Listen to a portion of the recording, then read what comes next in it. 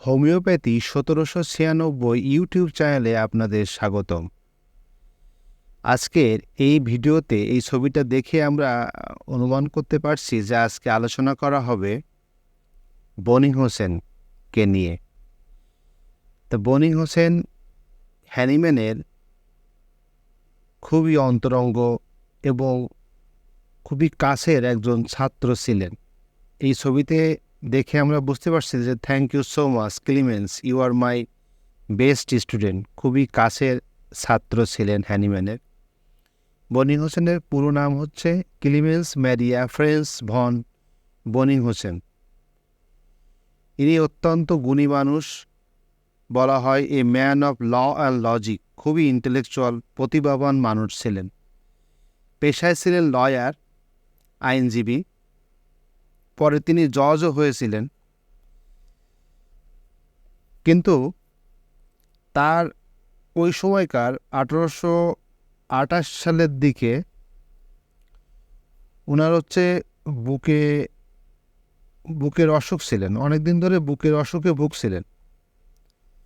তা ওনার এক কাছের বন্ধু ওনাকে সিমটমস নিয়ে পালসেটিলা ওষুধ দেয়। তো সেই পালসেটিলা ওষুধ খেয়ে উনি সুস্থ হয়ে গিয়েছিলেন।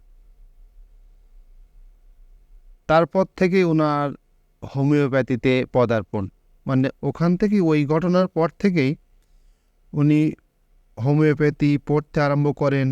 হ্যানিম্যানের ক্রনিক ডিজিজ পিওরা পড়তে আরম্ভ করেন এবং তখন তো হ্যানিম্যান বেঁচে ছিলেন।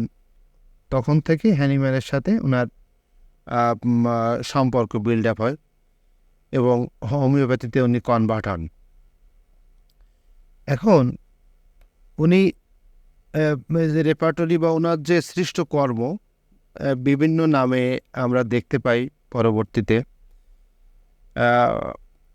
১৮২৮ সালে ৪২ বছর বয়সে উনি হচ্ছে এই হোমিওপ্যাথিতে আসেন। আর ১৮৩২ সালে উনি রেপার্টরি মানে বাজারে ছাড়েন বা রেপার্টরি মানে প্রকাশ করেন। তো উনি প্রথমে যখন চর্চা শুরু করছিলেন হোমিওপ্যাথিতে, তখন থেকে তিনি অনুভব করেন যে একটা ডিকশনারির দরকার, যে এত ওষুধ এত সিমটমস মনে রাখা খুবই কঠিন। তাই উনি এই রেপার্টরি আবিষ্কার করেন ১৮৩২ সালে। এখন এই হোমিওপ্যাথিতে যে আমরা যে কজেশন, লোকেশন, সেন্সেশন, মডালিটিস, কনকমিটেন্স, যে ফর্মুলা যেটা আমরা দেখি, এটা কিন্তু বনিংহাউসেনেরই দেওয়া।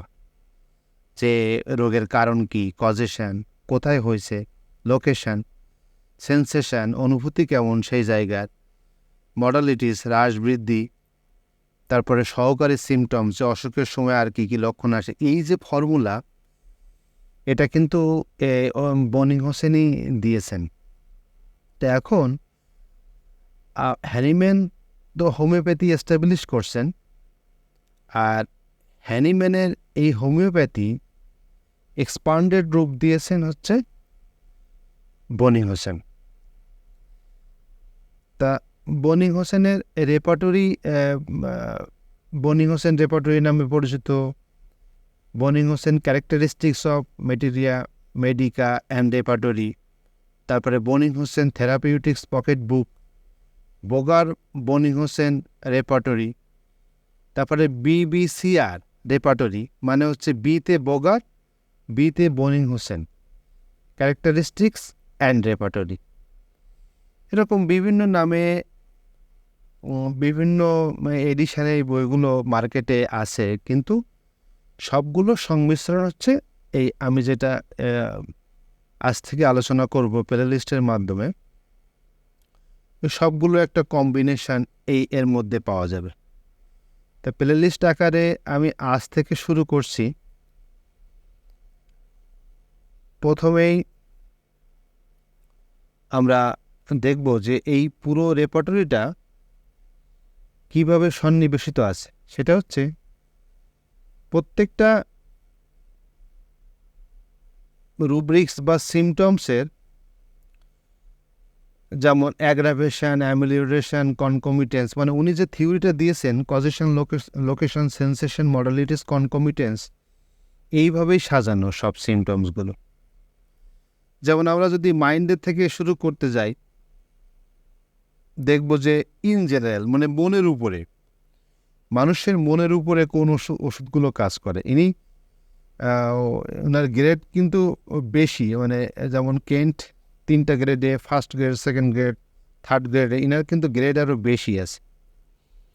এখানে 4টে গ্রেড দেখতে পাচ্ছি আমরা, যে একটা আন্ডারলাইন করা, এটা মানে টপ মোস্ট গ্রেড। এটা একটা রেড রেড দেওয়া,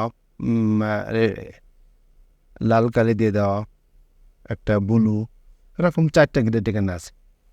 তা দেখি যে মনের উপরে ওনার কোন কোন ওষুধগুলো কাজ করে, যেমন অ্যানাকার্ডিয়াম, আর্সেনিক, অরামমেট, বেলেডোনা, হায়াসাওয়াস, ইগনেশিয়া, লাইকোপোডিয়াম, ল্যাকেসিস। এগুলো হচ্ছে ইন জেনারেল মনের উপরে ভালো কাজ করে। তারপর আমরা যদি দেখি এখানে পরবর্তী, এখানে আরও কিছু আছে, ন্যাট্রাম কার্বাসে, phosphorus, platina, pulsatilla, stramonium, veratrum album, এইগুলো আছে। তারপর যদি যাই হচ্ছে absence of, lost in thought, absent minded, মানে অন্যমনস্ক থাকে। তো অন্যমনস্ক এই ভাবটা এই ফসফরিক অ্যাসিডে আছে, ফসফরিক অ্যাসিড সিপিয়াতে আছে, তারপরে ইগনেশিয়াতে আছে, অন্যমনস্ক ভাব আছে।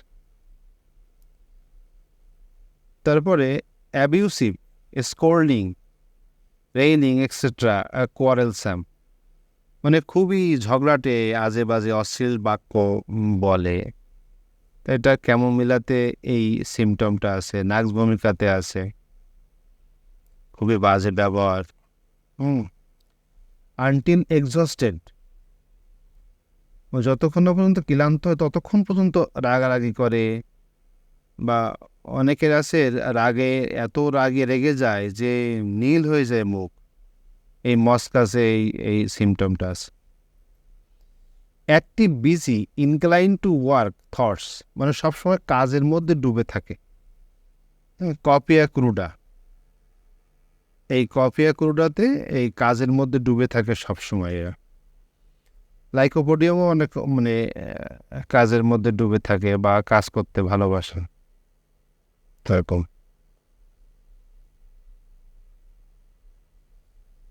তারপর অ্যাফেকশনেট, খুব স্নেহশীল। পালসিটিলা এই লক্ষণটা আমরা জানি যে পালসিটিলা পেশেন্টরা খুবই স্নেহশীল হয়, স্নেহময়ী হয়। অ্যাজিটেটেড, মানে বিক্ষুব্ধ বা খুবই রাগান্বিত বা মানে তেজি ভাব, অত্যন্ত রেগে যায় বা রাগান্বিত ভাব। এটা কফিয়া ক্রুডাতে আছে, ক্যামোমিলাতে আছে, নাক্স ভূমিকাতে আছে, নাইট্রিক অ্যাসিডেও আছে, কিরিওজোটে আছে এই লক্ষণগুলো। অ্যালকোহলিজম, ইনটক্সিকেশন, মানে যেসব এই সিমটমটা হচ্ছে যে মদ খায়, যারা খুবই মদ খায়। এখন দেখা যাচ্ছে যে মদ খায় যারা, এদের কোন ওষুধ সবচেয়ে ভালো কাজ করে, নাক্স ভূমিকা সব থেকে ভালো কাজ করে। এগুলো এই আন্ডারলাইন করে দেওয়া আছে এই বোনিংহাউসেনের রেপার্টরিতে। আর্সেনিকও কাজ করে, মানে কিন্তু শরীরে জ্বালা পোড়া থাকবে তাহলে আর্সেনিক ভালো কাজ করবে। তাহলে দেখা যাবে অ্যালকোহলিজম, এটা নাক্স ভূমিকা সব থেকে ভালো কাজ করে। হ্যাঁ, এইভাবে। তো এই পর্যন্ত থাক, আজকে যেহেতু শুরু করছি, তা পরবর্তী ভিডিওতে এই ধারাবাহিকভাবে এখান থেকে আলোচনা করব। মানে প্রত্যেকটা প্লে লিস্ট আলাদা হবে, মানে যদি আপনারা দেখতে শুরু করেন তাহলে ধারাবাহিকভাবে দেখে যাবেন, সেই বই বা সেই রেপার্টরি সবগুলো ভিডিও ওই একটা প্লে লিস্টের মধ্যে থাকবে। তা আপনারা আমার চ্যানেলটিকে সাবস্ক্রাইব করে সঙ্গে থাকবেন, তার কারণ বেশি বেশি সাবস্ক্রাইব না করলে মানে আগ্রহ জন্মায় না ভিডিও, সুন্দর সুন্দর ভিডিও করার।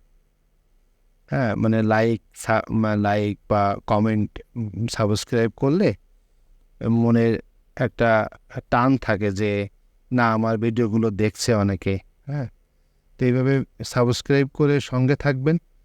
আমি যত সম্ভব মানে যতটুকু জানি তা সুন্দরভাবে উপস্থাপন করার চেষ্টা করব, এবং হোমিওপ্যাথির মান উন্নয়নে সুন্দর সুন্দর ভিডিও বা যারা যেসব বইগুলো আলোচনা সচরাচর ইউটিউবে নেই, সেই সব বইগুলো নিয়ে সুন্দর আলোচনা করব, যা প্র্যাকটিক্যাল রোগী দেখার ক্ষেত্রে বা নিজেও সুস্থ হওয়ার ক্ষেত্রে অনেক কাজে দেবে।